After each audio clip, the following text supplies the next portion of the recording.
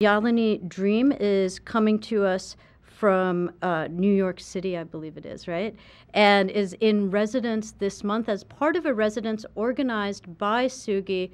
That is the three of them, is YaliniDream and Sugi and Sumati Shivamohan. So keep your eye out for a kind of a variety of programming that they're actually doing at the university over the next 4 weeks. But today we're going to have a performance from YaliniDream and a reading from Sugi, who is, among her other talents, not only a published author, as you know from the bio that we sent out, but she is also our colleague here at the University of Michigan, is in the Zell writing program, is actually here teaching creative writing. So anyway, join me in welcoming them. Thank you.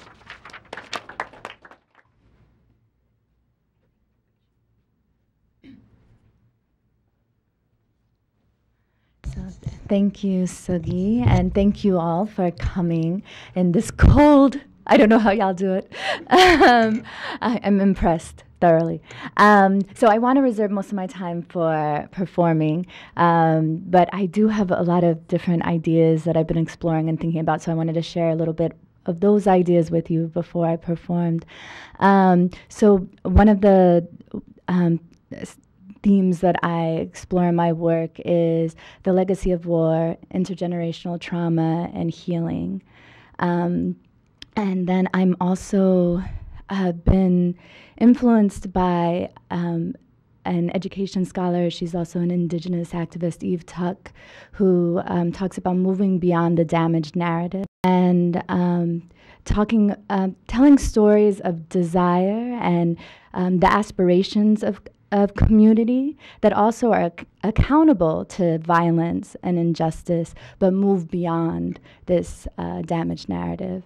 I'm interested in an aesthetic that emerges from multiple diasporas in collision in places such as New York City, where I've been working as an artist for the last 12, going on 13 years. And then also aesthetic and content that demonstrates both pluralism as well as solidarity. And then I've also been in conversation with Dr. Gina Velasco and asking myself questions about nationalism. As a feminist, I've been extremely critical of the twin nationalisms that dominate Sri Lankan politics.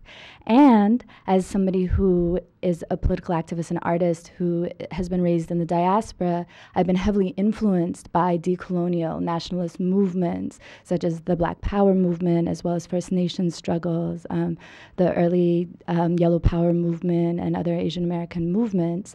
And so I'm asking myself, as somebody who has been very loudly critical of nationalism, is there anything to recuperate from nationalism? And with Gina Velasco, we've been looking at the ND movement in the Philippines in particular, and I'm just asking myself, what are the possibilities of a feminist, revolutionary, decolonial, nationalist movement? So those are a few different lenses, that you could, think about or not, whatever you feel like. For the sake of time, so I'm going to be doing excerpts from, it's almost like a performance poetry collection in some ways.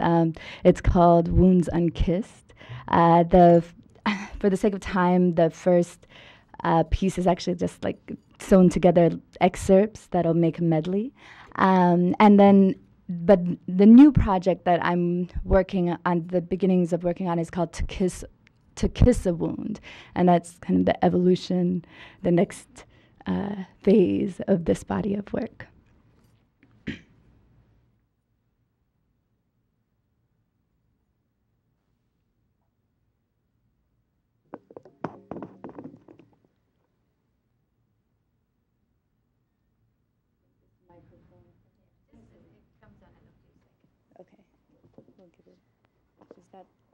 Okay. Testing. Can you hear me? Okay. Now folks don't even blink at butter and firefly. But back then in the day, not one thought it right, with butterfly being of the day and firefly of the night. Who ever heard of a lightning bug and a butterfly getting together? I don't even know how they do it, jamming together mismatched puzzle pieces. It's disgusting. That first time they met at dusk, butterfly flitted, acting a little brusque. But fire has ways of melting butter, so little time passed before they were all over each other. To them they fit precise, butterfly being of color and firefly being of light. So as the North Star rose, as day met night sky, butterfly fell in love with firefly.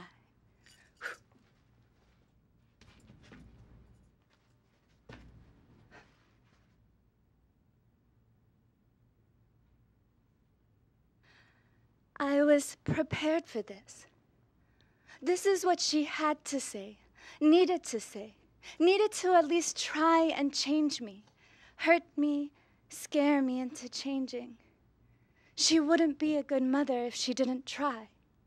It's not natural. Woman belongs with man. Are you? This is against God, against our ancestors. Papa is looking down from heaven and he is sad. He is sad and angry. Are you? Why? Why is this happening? What did I do wrong?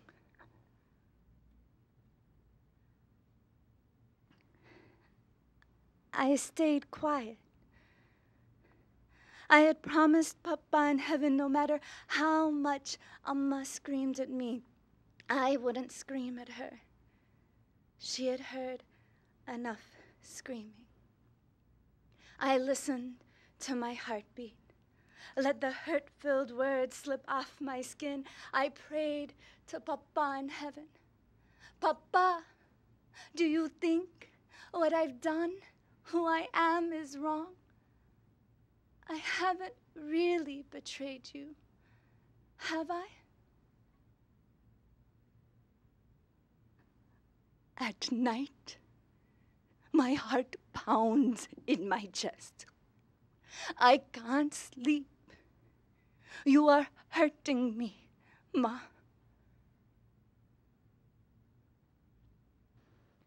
I thought of writing my auntie. Let Auntie know not to worry because I've seen my Amma cry more than twice. My Amma, she still cries for our people. She believed in freedom. She cries for crumbling dreams, chopped limbs in jungles, cyanide caps around necks. My Amma still cries for our people. Kadavale, why this illness? She is a good girl.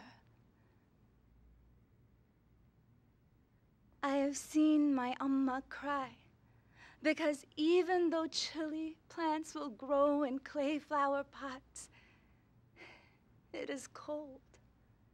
So much is dead, and the sky is gray, growing only loneliness. Adole, please cure her. She is my only daughter. My Amma cries because of women who talk behind backs, because she will be blamed. Already deemed not a good enough wife, she will be scorned a bad mother, having given too much freedom, set a bad example, and having let her child go mad. Dear God, what did I do wrong?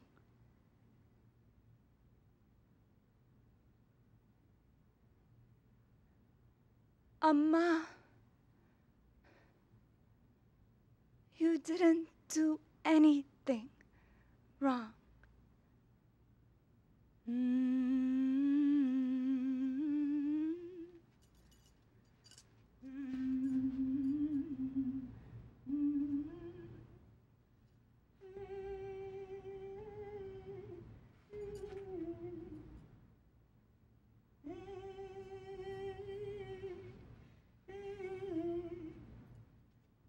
I thought of writing my auntie.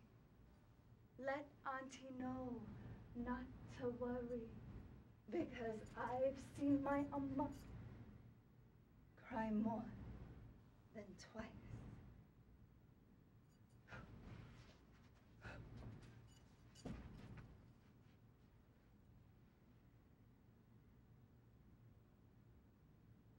I decided not to write back quite yet. Some conversations take years to finish.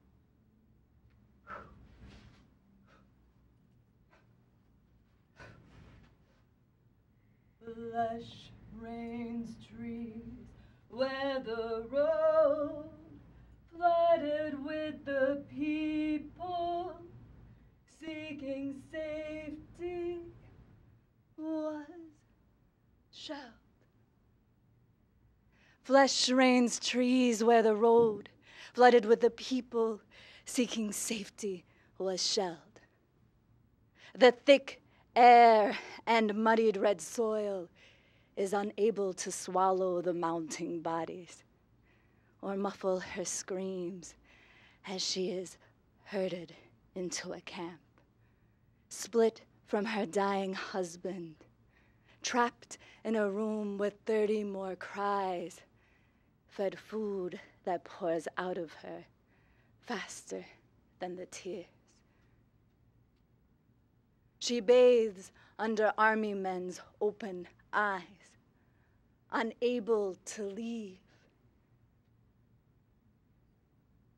guarded from dignity, imprisoned in safety.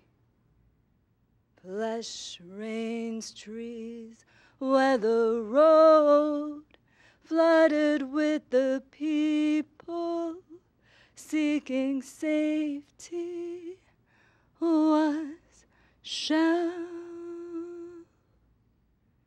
This, they say, is the end of terror. This, they say, is the end of war.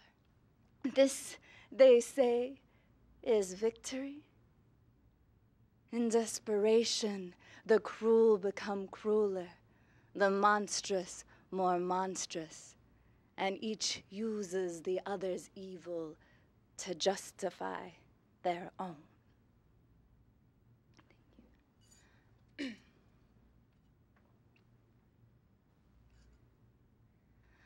My father was born with an opening at the top of his mouth, a cleft palate, a hole in need of mending. His parents sought healing, took my father as child to the doctors, but at the hospital he caught polio, which mangled his legs, and the hole was still there. People fear mangled legs and strange walk. Perhaps the disease, they say, are punished for past crimes, and people think that twisted bones are twisted minds. Unable to catch the rhythm of my father's leg swing, people pitied him, holding their faces grim. But intelligent children treated like imbeciles become angry and fistful, fury volatile as a pistol. Metal calipers meant to fix a cripple bound my young father ankle to knee, his dream becoming to walk free. Until then, when threatened, he used them as weapons. He cracked in bloody skulls, sending others to hospitals. Teachers tied him to chairs. He threw bricks through windows, and his anger grew. More surgeries over another year, trapped within infirmaries. His grandmother was his only school. Every day she visited him in the hospital. He had nothing to do but think. She told him stories of Tamil soldiers fighting for the British in World War II, coming back with cut limbs, and his anger grew. Every day she read him the newspaper. Then came Sinhala-only acts, more gatherings tear-gassed, more lies and propaganda, and his anger grew. His dream becoming for his people to walk free. He gave speeches, a wall should be built between Tamil and Sinhala. He placed rage and brilliance in the troubles. At 14, he was a part of a movement, a part of standing tall against all those who exploit us.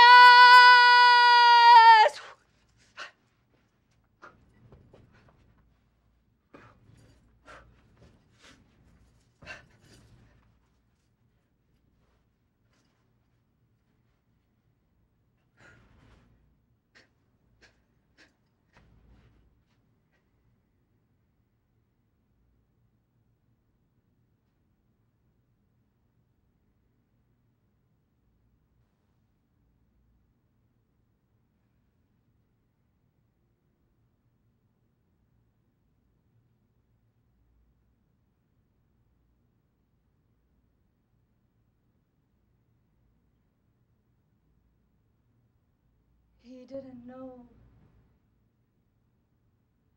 that burning, empty buildings would turn into a land full of mines. Children clutching machine guns. The massacre of neighbors who pray in your own tongue. Thousands and thousands pushed from home. He didn't know that liberation could become a prison destroying everything you have ever known to be precious. Revolutions of power, burning and turning. Revolutions of power, burning and turning. You've got to love your people, to serve your people. You've got to love your people, to protect your people. You've got to love your people, to defend your people. Who will love our people?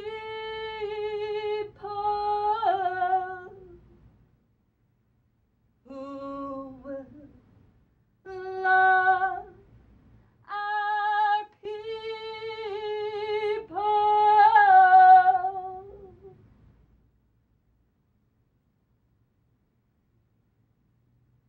My father couldn't run, but he rode all of Yalpanam, Jaffna, by bicycle. Now Jaffna is full of holes, left by those who took up arms but caught a disease that mangled their hearts. The people look for healing, but the holes are still there.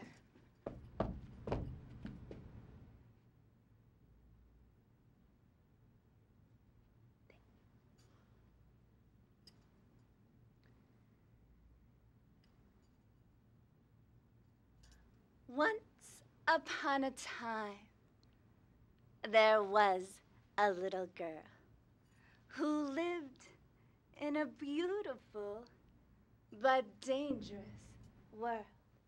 There were trees that rained fruit, birds that danced, cawed and cooed, and a monkey who liked to visit and send the little girl butterfly kisses. Though at dark times many stars shone bright, No one dared leave their home at night for fear of what else might fly in the sky. Bangs, bursts, and blasts from a neighboring town kept people's faces painted with frowns. Then, on one more schoolless day, the little girl's amma said, "Mahal, we cannot stay, or people with guns will take you away."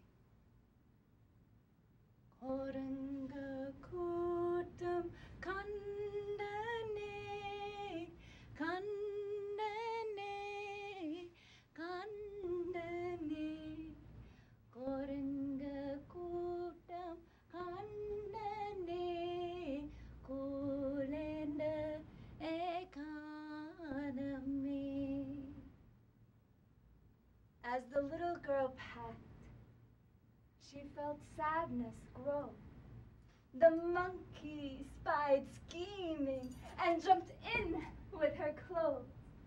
The little girl squealed from sobbing to laugh, put finger to lips, and closed up the bag. The little girl, her amma and monkey hiding, got in a boat leaving early next morning.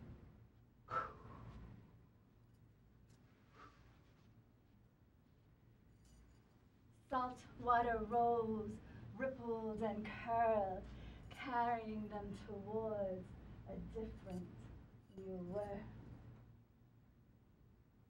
As another coast neared, the boat came to a stall. The little girl awoke, hearing her amma bawl. "We're too far from the beach. It's still out of our reach. How can I swim with my child and my things?" The boatman pushed them onto a mound of sand with only room for little girl and amma to stand. The monkey escaped from his hiding place to see, water leaping high, warning each side that the mound would vanish with the coming tide. The hot air wrinkled, the ocean curled. Amma prayed as she held her last living girl. As they huddled close, the little girl began to cry, and the monkey hid under the fall of Amma's sari to hide. When suddenly, the little girl had an idea to try, and her Amma had seemed to have read her mind. They unraveled the sari to sway in the air, jumped up and down, let their voices blare. The monkey shrieked, they waved, they screamed over ocean's curls and crashing sounds. We must escape this shrinking mound.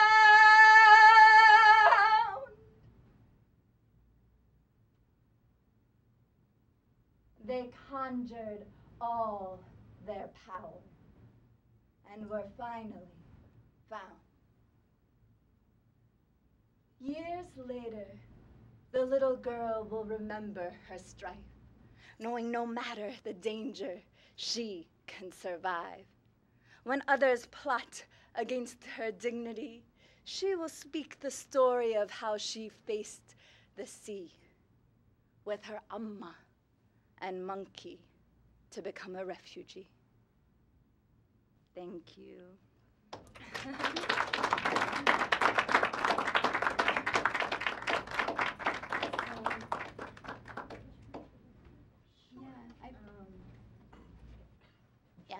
I think we're gonna have a question and answer with both Sugi and myself. Yeah, I think we're both happy to answer questions, and I can call in people from here if that works. And if y'all want like the full lights on, I was like, I want a sense of intimacy. So it's a little dimmer than usual, but. Yes, in the back. Do we need microphones for but Zilka's on it. Right. Oh, Okay. okay. Sure. My first comment is, wow. I mean, it was wonderful, absolutely delightful, enchanting, both the reading and the dance, if we call it that. And I have been an observer of diasporic communities from the subcontinent for the last 48 years, a close observer, kind of like this way. And, and I wanted to answer first the question about how people say things, it doesn't relate to me, which is what Ms. Ganesha Nandan first addressed. And I think that was a wonderful question and something I've given a lot of thought to. One of the things is that there's a big difference between, in any culture, between the cultural ideal and the cultural truth. And so what happens is, particularly in the diasporic communities, as the farther they get away from their community, the more that they hang on to that cultural ideal. They think this is the way it should be, and therefore this is the way it is. So I think that's one reason why people don't always relate to things that are truths that are by artists like yourself or in film. I know the movie Earth, was it Earth or Water? Got a lot of bad comments from the Indian community. So I think that that's one reason. I think the other reason is that whenever you're in a minority community, you're always held up to being a representative of that community, and that's natural wherever you are in the world. If you're the minority, if a minority person does something bad, then everyone says, well, that's the way those people do it. So I think those are kind of two reasons why you may get that reaction to some of the things you do. But I thought what you wrote was lovely. I thought it was right on, and I thought it was. I've read some Sri Lankan fiction, and I thought you nailed it. So. Thank you so much for your comments. I think that my question is also concerned with investigating ways in which people can be held to account for making minority artists representative when it's sort of, unless it's actually the aim of their artistic project, it's sort of an illogical thing to do. So, I mean, I understand that people will do it, but I'm interested in seeing how we can talk about mainstream readership being slightly more intelligent than that. Well, I like to aim high, etc. And I teach here, so starting in a good place. Thank you for your comments.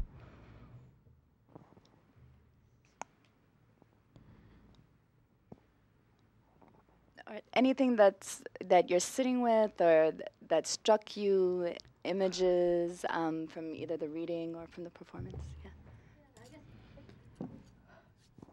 I have to admit, I'm very moved by what I just saw, so it's hard to actually formulate this in a coherent question, but both of your work is obviously engaging the civil war in Sri Lanka, and I'm wondering if you could just talk to us a little bit about your kind of divergent practice. I mean, I saw the overlap, but I also saw, obviously, you've both taken slightly different paths to addressing that through your artistic practice. If you could just both talk to us a little bit about the relationship between your practice and not just a history, but a present of that conflict, if that's a question.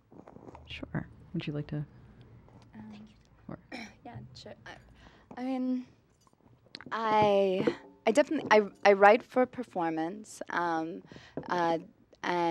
I mean, it's interesting because I definitely identify as a contemporary performing artist, and within the contemporary arts, what I'm doing would be considered interdisciplinary. It's something that breaks the boundaries between theater, dance, song, poetry, and in doing that, I want to reflect a politic of breaking boundaries as well between communities, between people.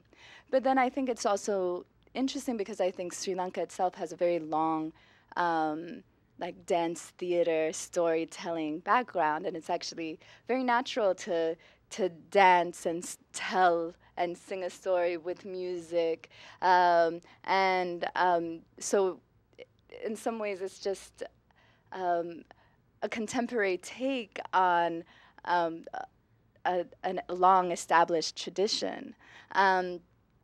For me, I do think, especially when a lot of the pieces that I just performed for you, Wounds and Kiss, was actually done was written during the Civil War and during the last military offensive, I should say. I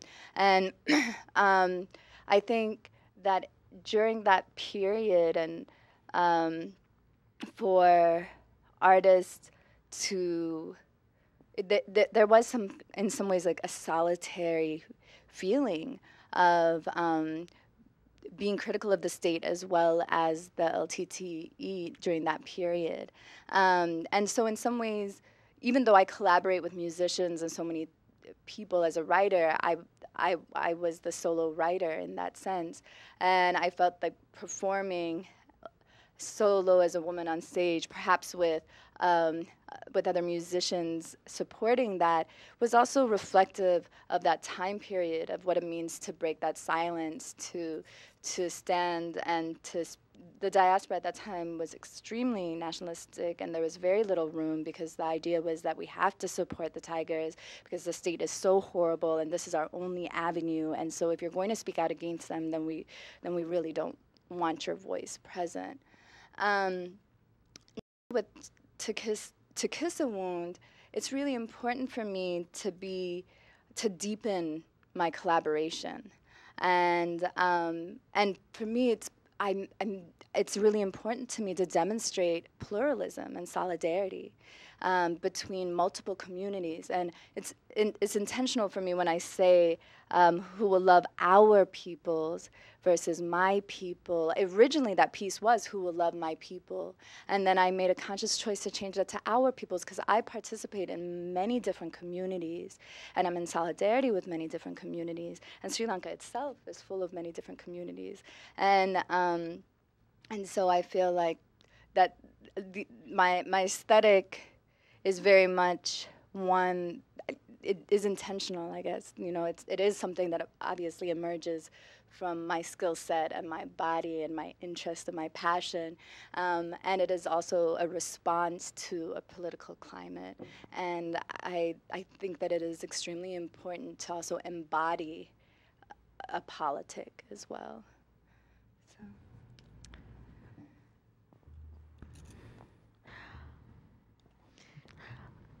It's a great question. I'm just sort of trying to figure out how to start answering it. I think I was heavily influenced by a relative of mine gave me a book called The Broken Palmyra when I was in my 20s, before my first book had come out. And I have spent a lot of time reading narratives that ostensibly are competing narratives about the Civil War, but really they're not actually competing. They can coexist. And one of the things that is, I love reading, but reading is, it's necessarily challenging when writing about politics, because to tell you something about how writers think when they are reading, or at least how I think when I'm reading, see, I'm not a spokesperson. You know, you pick a passage and you pick something you think will read well, and you try not to skip around too much, because that doesn't really make for a great reading. And you will try probably not to introduce too many characters, because many people process audio or oral presentations differently than they would visual, and they have a harder time incorporating sort of that many things. And so I tend to stick with fewer characters when I'm reading. I'm reading a section. So I sometimes, I remember I read near Lancaster, actually. You would find this interesting. I read in California, in a place where there are Sri Lankan communities, and I read a section of my first novel that is very critical of the Tigers. And I read it in part because I wanted to do that for that audience. And I also did it because it had a lot of dialogue, so it read well. And then someone in the audience sort of raised their hand and was sort of like, but what about the state? And I said, you have to read the whole book. Or don't. But I think it's a challenge to present that kind of pluralism in a reading. And I have a lot of sort of, it's interesting to take that on as a challenge. And also to the sort of frustration of, I have a lot of people who ask things like, how do you decide what cultural terms to explain? In this case, I don't know if you could tell that Sashi, the narrator, is actually addressing a very specific listener. And I didn't tell you who the specific listener was because that would be a kind of a spoiler. And should I ever finish this book, and should you choose to pick it up, I don't want you to know yet. So, but she's not addressing a general you. She's addressing a specific you who, in fact, is asking for explanation for specific reasons. So, she's sort of annotating and giving definitions and saying, well, you must think this, but actually, you wouldn't know. So here is a different definition for you. And that sort of contestation of language is kind of built in. I don't know that I think about all of this that consciously, because that to me feels very much like the work of a critic. And I am sometimes a critic, but I'm a critic very much after the creative process, and usually about other people's work, because that's how creative writers are. And, I'm happy for critics to engage with my work, but sometimes it sort of, then the white noise of that gets in my creative space, and then I'm sort of like, oh, I don't want to know what I meant. You can know what I meant. I just did it. And there's the text. Form is content. You take it apart if you would like to. I mean, not that I'm entirely, certainly when revising, you look at things like that. But in the actual, when you're writing, you're just with the people. And I don't mean the people, I mean the characters. But yeah, so I mean, it's a challenge to get all of those different narratives in. And if you have never seen the University Teachers for Human Rights Jaffna website or The Broken Palmyra, they're both amazing books. And they're actually, or amazing resources.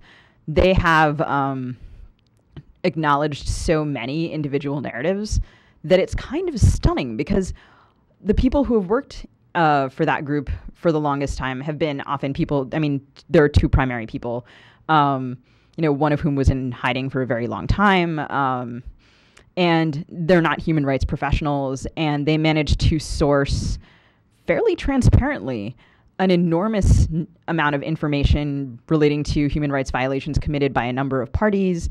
And reading all of that, it was stunning to me how much all of that was very much against a Western binary narrative of good and evil. I get a lot of who's the bad guy, and we have such a smorgasbord of opportunities for that.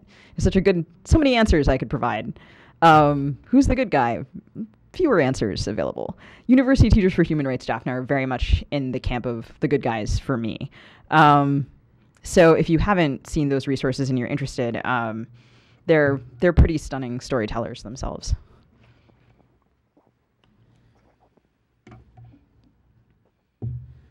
I was really moved too, so let me just add my voice to that sentiment. And moreover, it doesn't happen all the time for me around here. I teach and work here. But sometimes I feel great about an institution that can put you guys together for a couple of weeks, because I think it's going to be really cool. I wish you would do something together. And so I say this with some hesitation, because it might be an imposition, but to the audience as well, who might have questions they're dying to ask you. But I would say encore. Like, could we do one more short reading or something? I just felt like we just got such a short taste. It would be really lovely to see more of your work. So I'll leave it at that. It's up to you. Yeah, I mean, I'm open. We're going to be doing different events and programming that I think I will be doing at least 1 hour long performance, right? I think so, yeah. Here. But I'm open either way. If there's if you have something you want to do that's 5 minutes, it's yeah, we could do something else, or if y'all have other questions as well, the discussion I think is also an important part of the performance. So, what should we take a vote? I'm going to make you participate, or. Chair's prerogative, and I might ask you to do another short performance, and then we'll open it up for another round of questions, and then we can continue the conversation over a drink across the street. Okay. So that is, I would make that suggestion. Okay, that sounds good.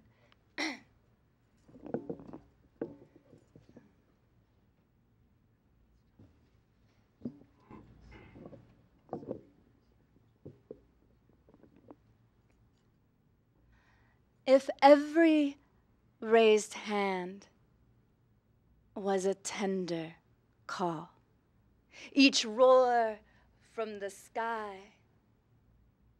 just a pending storm, each flash in the night simply a firefly, and if each body pressed against another was actually meant to comfort and warm.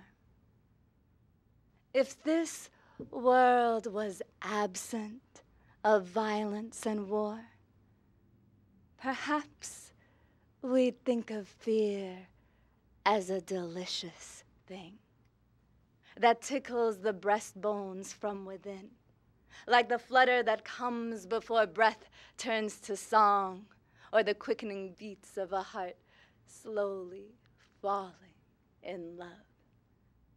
Fear would be skin prickling at the sound of truth confessed, thunder so enormous it cracks in your chest. Perhaps if every flash in the night was simply a firefly, fear would simply be the feeling that sits next to the divine. Thank you.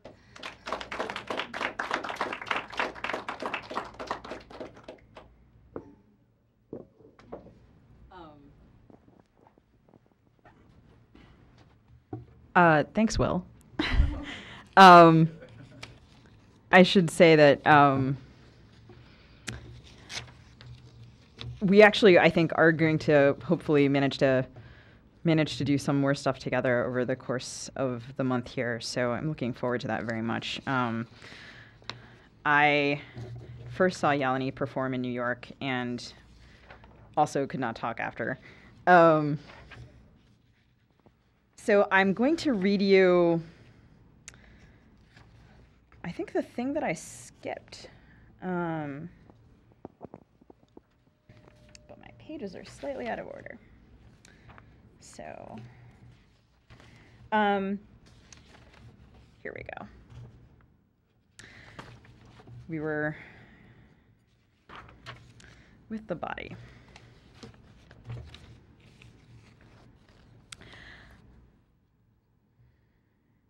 It will look a little better, he said. They know how he died. They watched it. And now the doctor watched me. But I barely noticed. It felt like a ritual, but it was something I had never done before and have never done again for anyone. I put my fingers directly into the bowl of oil and touched Kay's eyebrows, which were standing up wild with bristly hairs. I smoothed them down. Without wiping my hands clean, I took off his glasses, marking them with oily prints. I stroked his eyelids again and under his eyes where the circles were. I tugged his cheeks and his earlobes and rounded his chin. Behind me, the door clicked. The doctor was gone. At last, after so many years, I was alone again with Kay. I pushed a finger between his teeth and pulled it out again, still dry from his sandpaper tongue. I was not Kay's wife or his sister or his mother, but I poured oil from the bowl so that it formed a pool on the crater of his shallow chest. I pushed it up into his neck and onto his withered arms, so far from the guns they had carried and the grenades they had thrown. I was not Kay's doctor, and I was not his lover, but I put my thumbs into his elbows and cupped my hands around their edges, which were sharper than his bones as I had previously known them. I undid the knot of my long hair. Kneeling, I laid my temple next to his shoulder and found that, as I had always suspected, my head fit into a perfect place his joints made for me. I stretched myself out next to him. Beneath me, the concrete floor of the temple was cool. I moved onto him, matching each of my living parts against his dead ones, so that my whole self was pressed against him, living cells against dead cells. He was still warm. Tall as I was, there was almost no difference between us. My hair fell forward and across his body, dead cells on dead cells. I let my nails cut into his back. I felt, rather than saw, the quiet fold of his once skinny stomach, now bloated with hunger. I held onto him with all my might, as though I could bury myself in him, or as though between us, the earth and I could still hurt him. It was not erotic, not even a little. It was not romantic, not even a little. It was desperate. For the first time in my life, I wanted to die. I dipped my finger into the oil and put it on my own dry lips. Tasted sour.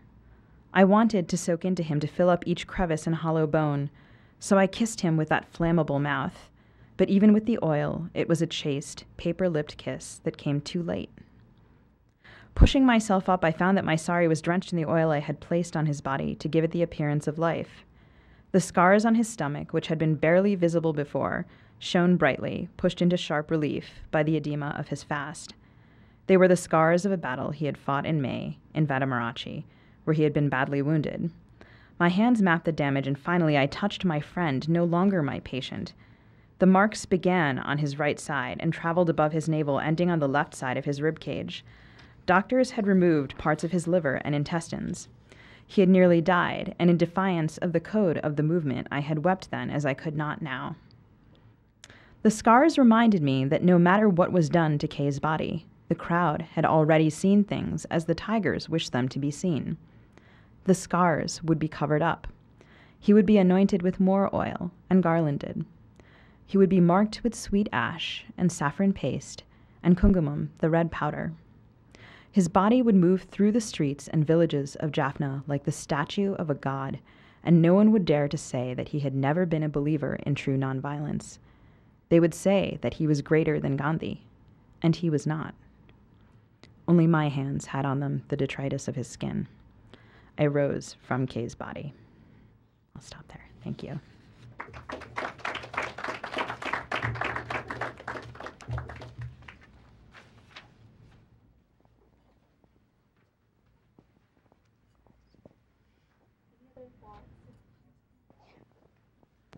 So I guess, this question goes to Sugi, and I wanted to know a little bit more about the writing process. So when you write in such intricate detail about death, how do you bring it to paper? In the sense, is it imagistic? Do you have, so how do you go through the sequence of what she does after, Kay has died? And, not just because, what I realize is you're not talking about how she's feeling inside the head, but what she's actually doing. And I found that really interesting. And how does it feel after you finish the creative process? Is there a moment of alterity where you feel like Sashi, or alterity where you become Sashi in a way,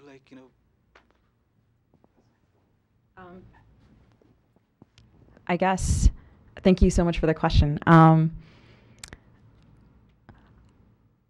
Do you all know what a Horcrux is? This is maybe not the audience for that. I don't know. A Horcrux is in Harry Potter. This is the level to which I'm bringing the discussion. In Harry Potter, there is a wizard who breaks his soul and attaches a little bit of it to different objects. So people always want to know which character is autobiographical. Some people just assume. And in fact, all of the characters are Horcruxes. So in fact, I do feel like her, because I sort of have to. Other than, there's one of the other things that happens in the book, little spoiler alert, all this is very early in the book. She goes on a hunger strike of her own much later. I like food too much to imitate her in that regard. So, but other than that, as you are in each perspective, you have to align yourself with it. And there's a cadaver scene in my first book also, and sometimes people are kind of like, what happened? Where did that come from? And in fact, just when I was in high school, I had a science teacher who thought that I was good at science, maybe because I was Asian, because I don't really think I was very good at science. And he, it was a generous thought. And he took a bunch of, science students who were gifted to a university nearby to, go to the medical school and sort of be inspired and things. And one of the things we saw was a cadaver. And I have always remembered that cadaver. I've also always remembered how weirdly cavalier that science teacher was with that body. So sometimes things are autobiographical, but not at all in the ways that people would expect. So yeah, I think that's just one example. I think every time I think of a dead body, I think of that cadaver at Georgetown University. Someone who had donated their body to science. And this is what happened. Very strange. Thank you for the question. Okay, I'm going to ask Yalini a question. Yalini, I'm very impressed by your performance and specifically all the images of war and terror. And my question is really, I was trying to imagine how some of those pieces would look on the page, because I too am a writer, and I kind of try and figure out how does, how you've set it up on the, is it more like drama, like theater? Do you set it out like scenes, like separate episodes? Or do you actually have line breaks and sections that are like song-like and some that are narratives?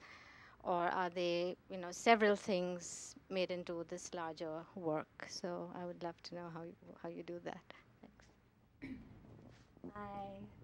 Thanks. Thank you for the question. I do actually have a chapbook, which is kind of a popular form that spoken word poets use to put their work on the page. And I do think of, it depends on the piece. Much of the piece I do, many of my pieces I do think of as poetry, so they do have stanza breaks. If it's a song section, it's usually italicized.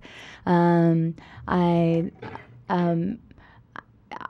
began primarily as a performance poet and spoken word poet, and then I felt very insecure that I didn't write, for the page, and then I challenged myself to try to, create work that is for performance, but could be understood on the page as well, and also understanding that different people engage with things in different ways, and wanting to make my work as accessible as possible.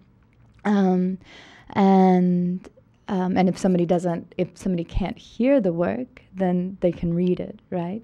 So with that first section, which was like, it was like 3 pieces kind of tied together. So those are all excerpts, but I guess that second excerpt, which is about the young girl coming out to her mother, that one I write it as, that's written as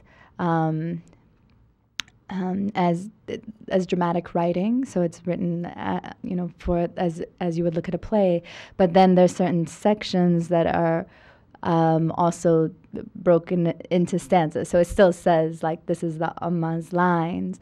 And even though it's performed by one person, I still break it down. And earlier there's aunties and there's other characters. So I very much think of my work as a mix of poetry, theater, dance, and song. I've been trained in Laban and movement notation, but I don't tend to use it. I'm just not as skilled with it. I think it would be interesting, but a lot of my work, it tends to be structured improvisation as well. So sometimes if you look at a script of mine, for like a text script for a performance, it'll have everything: the lighting cues, the sound cues. It'll even have the keys that the musicians will play in. And the musicians themselves also engage with structured improv. So it's more that there's an emotional arc, and there's periods. So for example, the piece about my father, where there's that break, it's like, against all those who exploit us. And then there's a musical and dance section, and it's written into the script. There's a musical dance break, and this is actually what we want to achieve. We want to take the audience on a certain emotional journey so that we can reach that place of he didn't know, that. So in some ways, when there's, I do think of it as like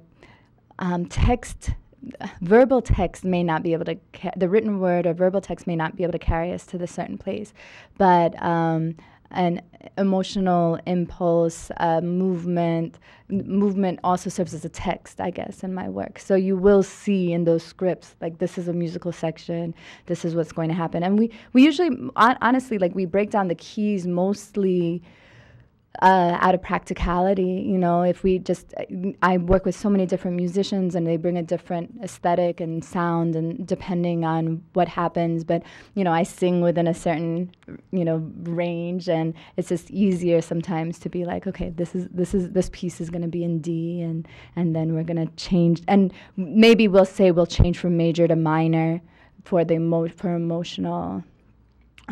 So if you look at an actual script for, there's a chapbook which kind of notates like the poetry, but then when there's a performance, we actually have like a full text script that has everything from the lighting cues to the music to the, so yeah. I just have a quick comment that if you can create that kind of what I would call abhinaya, that kind of if you can create that kind of an emotional space in this room, which we all come to this room for a number of different reasons, I really would love to see you with the lighting and the real musicians. I have to say, to bring that kind of energy in, unforgettable. And thank you. Thank you. I appreciate that. Last question or comment here? I guess this is for probably both of you, but I know this is an expression of your own history, background, passions, all of that. I'm curious about what your intention is and what kind of audience you long to reach out to. What is it that you're hoping to communicate or entice or enthuse in your audience, if there's anything? On a basic spiritual level, I want to catalyze other people who experience or witness my work to step into their own power, whatever that may be. And so on a spiritual level, I believe in becoming in line with the universe and serving as a particle that forwards humanity versus becoming a cancer, right? Like I think of the universe as a organism and all of us as cells and all of us with wisdom within ourselves that can be activated and contribute to the growth and evolution of humanity as well as the universe. And then and I also think that we also have the potential to mutate. We can mutate and evolve, or we can mutate and become cancerous, and we can serve as something that's toxic and poisonous. So on a basic level, I want to serve as a catalyst for those who feel inspired by my work to be in line with the universe or whatever. But again, like similar to this idea that I participate in multiple communities and I'm in solidarity with multiple communities.